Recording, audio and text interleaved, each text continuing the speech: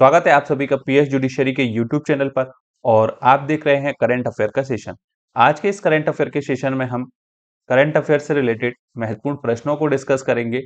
और सेशन को स्टार्ट करने से पहले आपसे रिक्वेस्ट है, यदि आप इस चैनल पर नए हैं तो चैनल को सब्सक्राइब कर लीजिएगा, जिससे लॉ और करंट अफेयर से रिलेटेड इंपॉर्टेंट वीडियोज आपसे मिस ना हो। चलिए स्टार्ट करते हैं आज का सेशन। आज के सेशन का पहला प्रश्न है, सशस्त्र बलों का पहला संयुक्त कमांडर सम्मेलन कहाँ आयोजित किया गया था? ऑप्शन ए नई Delhi, option B Lucknow Uttar Pradesh, option C Mumbai Maharashtra, option D Bengaluru Karnataka.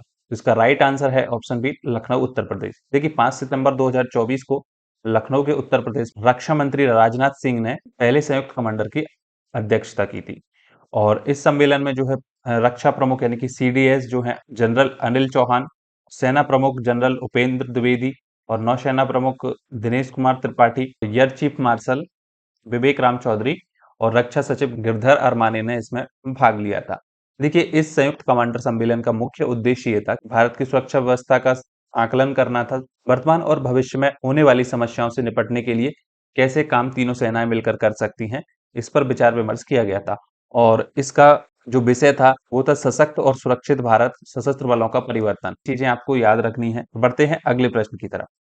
Paris para Olympic में प्रवीण कुमार ने मेंस हाई जंप T64 में कौन सा पदक जीता है? ऑप्शन ए है स्वर्ण, ऑप्शन बी रजत, ऑप्शन सी कांस्य, ऑप्शन डी कोई नहीं। तो इसका राइट आंसर है स्वर्ण पदक। देखिए मेंस हाई जंप T64 में फाइनल में प्रवीण कुमार ने गोल्ड मेडल जीता। उन्होंने एक एशियन रिकॉर्ड भी बनाया है, 2.8 मीटर की इन्होंने जो है जंप की थी। और भारत के लिए इन्होंने पेरिस पैरा ओलंपिक में जो है छठा गोल्ड मेडल दिलाया है इन्होंने। तो देखिए पदक तालिका में अभी जो है भारत ने कुल 26 मेडल जीत लिए हैं और 14वें स्थान पर है। बढ़ते हैं अगले प्रश्न की तरफ। अगला प्रश्न है, हाल ही में डीआरडीओ ने अग्नि सीरीज की कौन सी बैलिस्टिक मिसाइल का सफल परीक्षण किया है? ऑप्शन ए है अग्नि 2, ऑप्शन बी अग्नि 3, ऑप्शन सी अग्नि 4, ऑप्शन डी अग्नि 5। इसका राइट आंसर है ऑप्शन सी अग्नि 4। देखिए उड़ीसा के चांदीपुर में एकीकृत परीक्षण रेंज से मध्यम दूरी की बैलिस्टिक मिसाइल अग्नि 4 का सफल परीक्षण किया गया है। और ये परीक्षण कहाँ पे किया गया है? डॉक्टर एपीजे अब्दुल कलाम द्वीप पर किया है और ये परीक्षण किया है डीआरडीओ ने। और देखिए इसकी बात करें हम अग्नि 4 की, तो ये एक क्या है, मध्यम दूरी की एक बैलिस्टिक मिसाइल है। और ये सब हल्की मिसाइल है। अग्नि 4 जो है लगभग इसका वजन जो है 17,000 किलोग्राम है और इसकी लंबाई जो है 66 फीट है। अग्नि 4 मिसाइल की रेंज की बात करें तो ये 4,000 किलोमीटर से ज्यादा है और ये मध्यम दूरी तक मार करने वाली एक बैलिस्टिक मिसाइल है। इसे रोड मोबाइल लॉन्चर से दागा जा सकता है। देखिए डीआरडीओ ने इसका डिजाइन तैयार किया। इसकी फुल फॉर्म होती है डिफेंस रिसर्च डेवलपमेंट ऑर्गेनाइजेशन, रक्षा अनुसंधान एवं विकास संगठन इसका हिंदी में नाम होता है। और इसकी स्थापना हुई थी 1958 में और इसका हेड क्वार्टर है आपका न्यू दिल्ली में।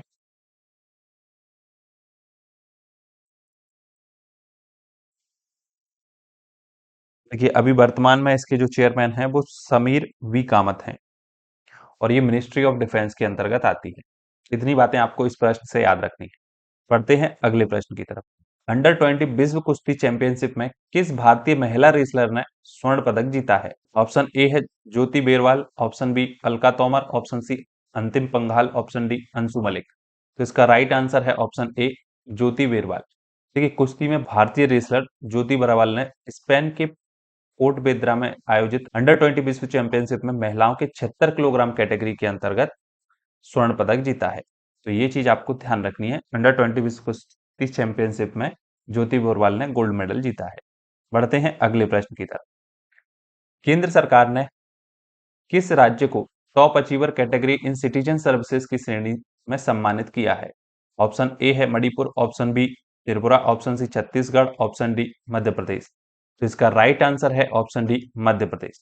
देखिए केंद्र सरकार ने बिजनेस रिफॉर्म एक्शन प्लान 2022 के सफल क्रियान्वयन के लिए मध्य प्रदेश को top achiever category in citizen services में सम्मानित किया है। और देखिए बीआरपी की बात करें यानी कि बिजनेस रिफॉर्म एक्शन प्लान 2022 के अंतर्गत सरकार ने 25 सुधार क्षेत्र, जिसमें से 15 व्यापार और 10 नागरिक केंद्रित सुधार थे। और उसी श्रेणी के अंतर्गत जो है 95% से अधिक अंक प्राप्त करने वाले राज्यों को टॉप अचीवर श्रेणी में रखा है। और मध्य प्रदेश को एक नागरिक केंद्रित सेवा के लिए जो है ये उत्कृष्ट पुरस्कार से सम्मानित किया गया है। हम बात करें मध्य प्रदेश की, तो देखिए मध्य प्रदेश का ये मैप है, आप देख पा रहे होंगे यहाँ पर।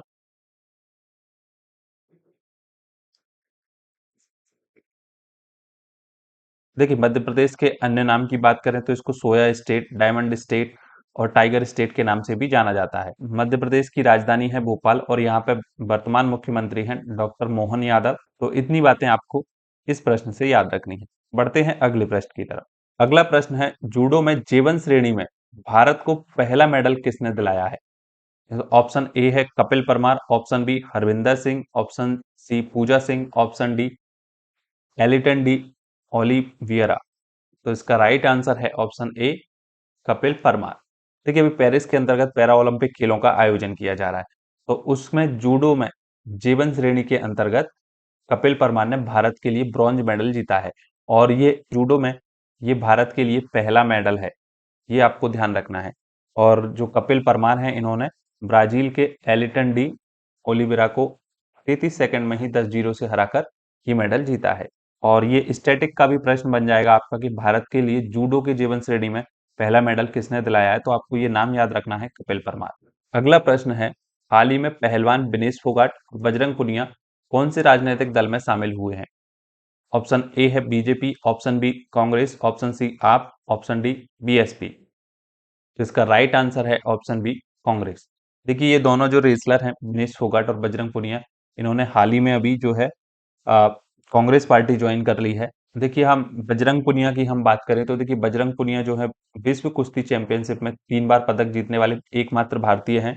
ओलंपिक में ब्रॉन्ज मेडल इन्होंने जीता था और कॉमनवेल्थ गेम्स में जो है बजरंग पुनिया ने 2 गोल्ड मेडल और एक सिल्वर मेडल जीता था।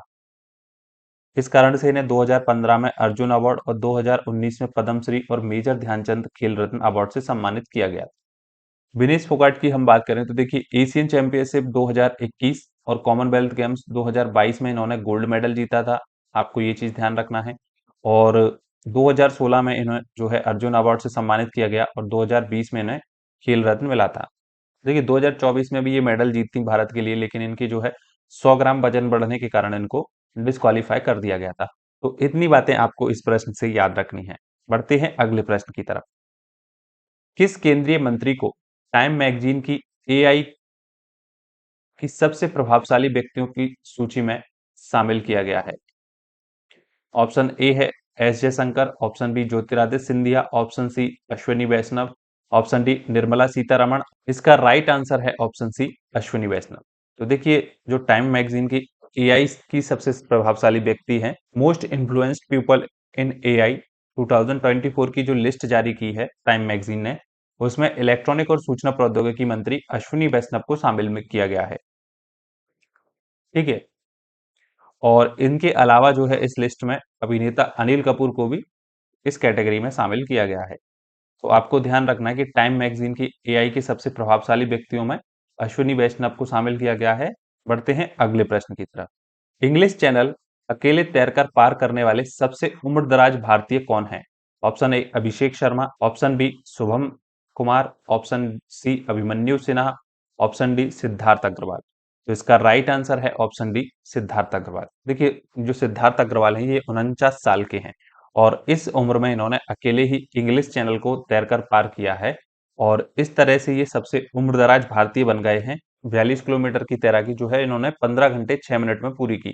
और इन्होंने जो है श्रीकांत विश्वनाथन द्वारा 2018 में एक रिकॉर्ड बनाया गया था, तो उस रिकॉर्ड को तोड़ दिया है। ये चीज आपको ध्यान रखनी है कि भारत के सबसे उम्रदराज भारतीय कौन है जिन्होंने इंग्लिश चैनल पार किया है, तो वो है आपके सिद्धार्थ अग्रवाल। आज के करंट अफेयर का सेशन यही समाप्त होता है। आपका कोई भी डाउट है इन प्रश्नों में तो आप कमेंट सेक्शन में पूछ सकते हैं और आपको ये करंट अफेयर का सेशन कैसा लग रहा है ये भी आप कमेंट सेक्शन में बताइएगा और अपने दोस्तों के साथ इसको शेयर करिएगा। चैनल को सब्सक्राइब करना बिल्कुल भी ना भूलिएगा। मिलते हैं अगले करंट अफेयर के सेशन में।